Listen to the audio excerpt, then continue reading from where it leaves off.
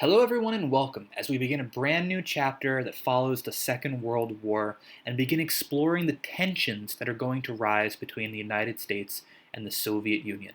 So please title your notes for today, An Iron Curtain Descends on Europe.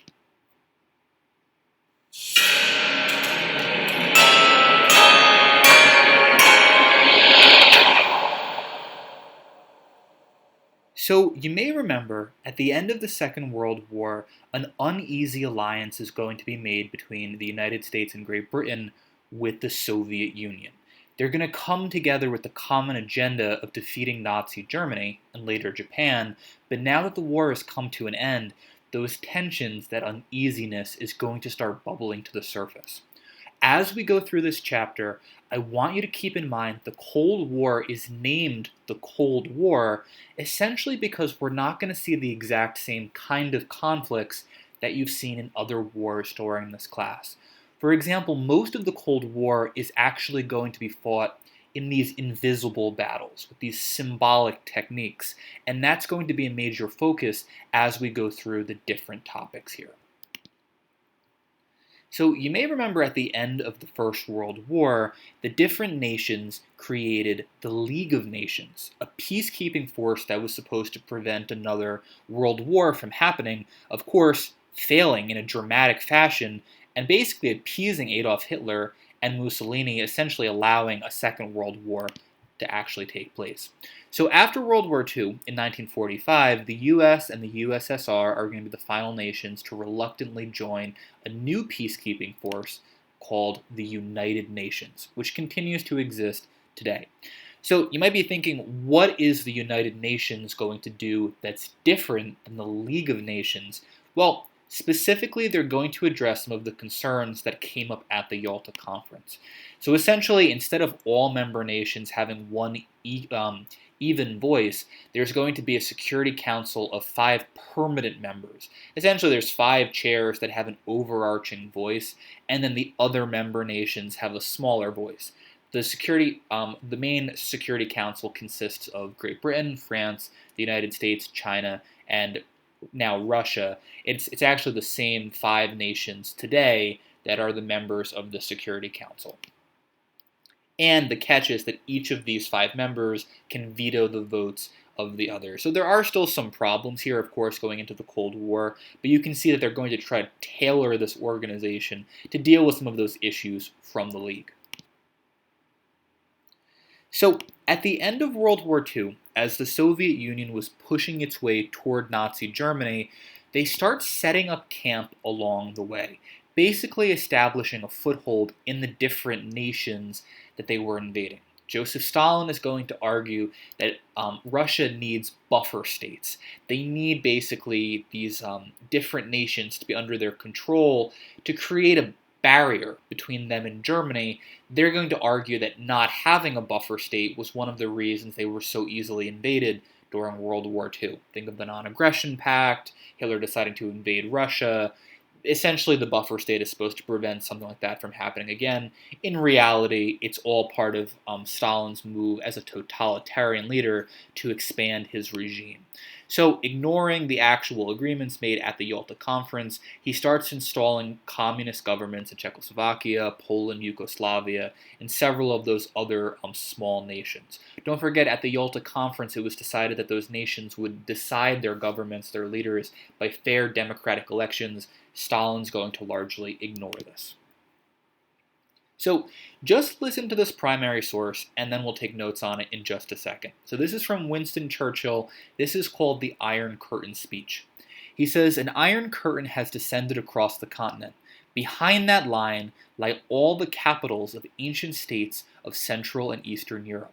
All of these famous cities and the populations around them lie in the Soviet sphere, and all are subject in one form or another, not only to Soviet influence, but to a very high and increasing measure of control from Moscow." So the follow-up question really is, what essentially is this speech talking about? What is the Iron Curtain? Okay, so like I was saying earlier, the Cold War is all about these invisible battles. So you can kind of think of the Iron Curtain as an invisible split or an invisible divide between these two different worlds emerging at the time. On one half, right, we're going to have the Soviet Union. On the other half, we'll have Western Europe. In the center of these two competing ideologies is the city of Berlin, which you'll see is smack dab right in the middle. So, of course, Eastern Germany is going to be largely controlled by communist powers, the Soviet Union, whereas West Germany is going to be mostly capitalist. Again, I want to get this down. This is really important. Churchill is going to describe this divide as an iron curtain. You can see the other side. It's a curtain that you can peer through, but it's too strong to actually penetrate. That's like the actual symbolism of this. So just to show you a cartoon, you can see that this is the Iron Curtain. This is the Soviet emblem, the sickle on the actual curtain itself. And you can see that this is Czechoslovakia trying to cross, but ultimately being crushed by the curtain. We've talked about this earlier, but the torch oftentimes symbolizes like freedom, liberty. Think of the Statue of Liberty. So Czechoslovakia is trying to carry the torch over to the side of freedom, but the Iron Curtain crashes down and stops the person before he's able to actually do that. Just to show you on a map, this is what the Iron Curtain would look like in terms of its geography. So this black line would be the split between these two worlds. The red is the Eastern Bloc, and then the rest obviously is the Western Bloc. You can see the line runs right through Germany, and Berlin is right about there. So President Truman is forced to make diplomatic decisions to deal with the rising tensions between the US and the Soviet Union, and he gives a speech that has historically been called the Truman Doctrine. So just listen to this. One way of life is based upon the will of the majority and is distinguished by free institutions, free elections, and freedom from political oppression. The second way of life is based upon the minority. It relies upon terror and oppression, fixed elections, and the suppression of personal freedoms. I believe it must be the policy of the United States to support free people, resisting attempted control by our minorities or by outside pressures. Sound familiar? It sounds a lot like Woodrow Wilson's 14 points, right? Self-determinations, free elections, free institutions. So for these questions, what is Truman really describing here, and what proposal is he's making? He's echoing what Churchill said about the Iron Curtain. The eastern part of Europe is defined by oppression and communism and all of the things that the Western world despises, and you'll see in just a second what he's going to propose to alleviate the actual situation. So he proposes a policy called containment, and you'll see that this is going to evolve over time. Again, this is about the United States waging an invisible war against the Soviet Union. If you look at that GIF over there on the left, you can see that the red is supposed to be symbolizing communism. And unchecked, it is spreading across Europe. That's what Truman and his officials believe will happen if they don't intervene. So as relations between the USSR and the United States continues to get worse, Truman's administration adopts a policy of containment. Not actually engaging, not going to war, not using nukes or atom bombs or guns, but simply preventing communism from spreading any further. And you'll see in some instances, like Korea and Vietnam, it's not necessarily about getting rid of communism, it's about preventing it from spreading farther, keeping it contained to North Korea, keeping it contained to North Vietnam. So, as part of this doctrine, Congress is also going to be asked to give financial support to countries that are not doing very well, specifically countries like Turkey and Greece, whose economies are essentially collapsing after World War II. Don't forget, the nations that oftentimes fall to communism are the ones that are most unstable. Hitler uses that to his advantage when he comes to power in Germany, because Germany's doing terrible after World War I initially. And communism becomes very appealing to people. Hitler uses that, and he solidifies his Nazi regime. In this case, the US is afraid of communism penetrating these countries in Eastern Europe and eventually Western Europe. So as part of this financial package, you're going to see what's called the Marshall Plan.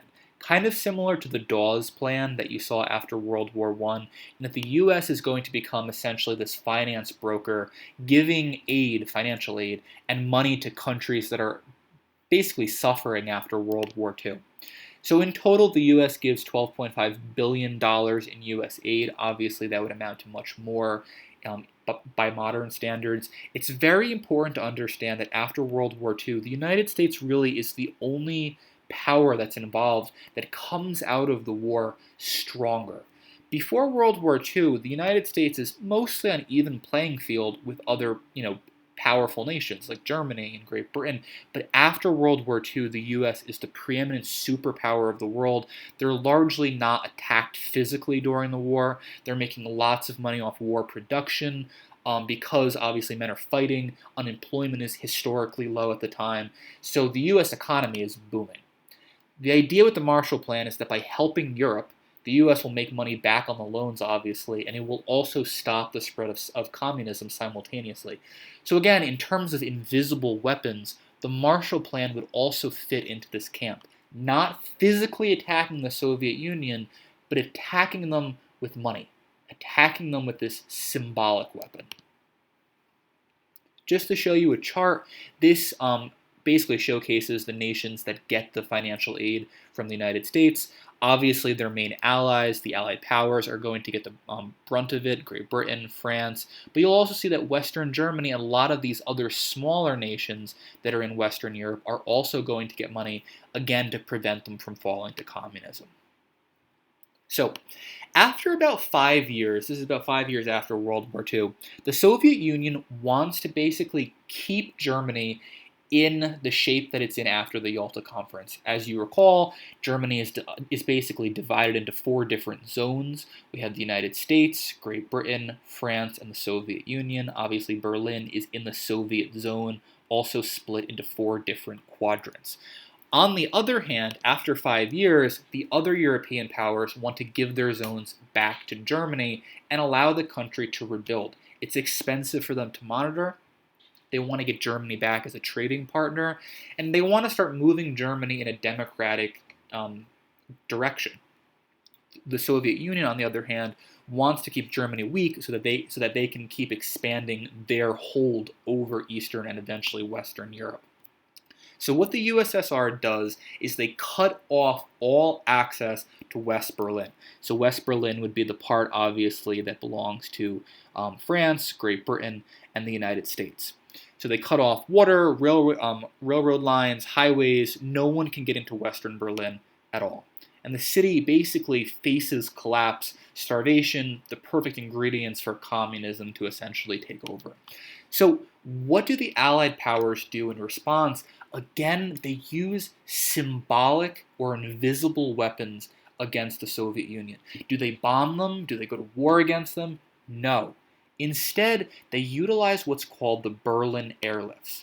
For about 11 months, the Allied powers, mostly the United States and Great Britain, are going to fly over Western Berlin and drop down supplies to basically support the people. As you can see in this image over here to the right, this would be one of the planes, and these are the people of West Berlin getting the supplies from them. So after months of basically the US and Britain preventing the people from starving, preventing West Berlin from falling to communism, the USSR has no choice but to eventually lift the blockade. So this is a victory for the United States. Just to show you on a map, this again would be Germany after World War II, divided into its 4 different quadrants. This is Berlin in the middle of the Soviet Union. This would be West Berlin, the black. The red would be East Berlin. And then the airlifts, will see the planes flying in from the other quadrants, dropping down the supplies, and then flying back. You can see it here in this image as well. All of those crates with parachutes contain food and supplies for the people. One famous example is the candy bomber, who would fly over Berlin with candy for the children. There's some really interesting videos online specifically about him.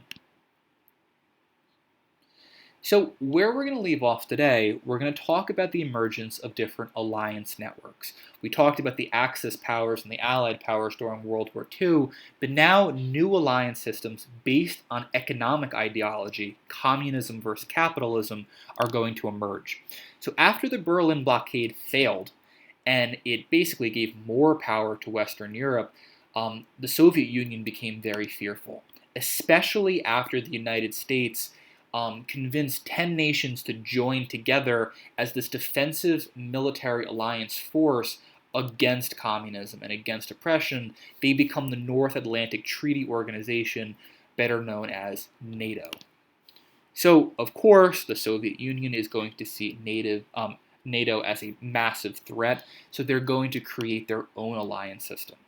Just to show you, this is what NATO looks like. This is why it's called the North Atlantic Treaty Organization. This would be the Atlantic Ocean, and they're obviously in the northern part of it. On the other hand, the Soviet Union is going to create what's called the Warsaw Pact, named for Warsaw, Poland, where the actual alliance is first created. So the Soviet Union is going to form this in 1955. This is 10 years after World War II, and it's going to last for several decades. So this includes the nations in Eastern Europe, so you can see all of those red nations on the map would be part of the Warsaw Pact. In 1961, the East Germans are going to build a barrier to symbolize the divide between the East and the West. This is going to become the Berlin Wall, the divide between the Warsaw Pact and NATO, the divide between communism and capitalism, the divide between the East and the West. This conflict, this whole chapter, is all about the symbolism of these two competing sides, and it's physically represented by the Berlin Wall, which we'll be talking about all throughout this chapter. Just to show you, this is the Warsaw Pact, obviously mostly comprised of the Soviet Union and the Eastern Bloc there. And just to show you and end off for today, this is the Berlin Wall. So you can see again, we have the communist side of Berlin, which would belong to the Soviet Union, and then the western side, which is going to become democratic.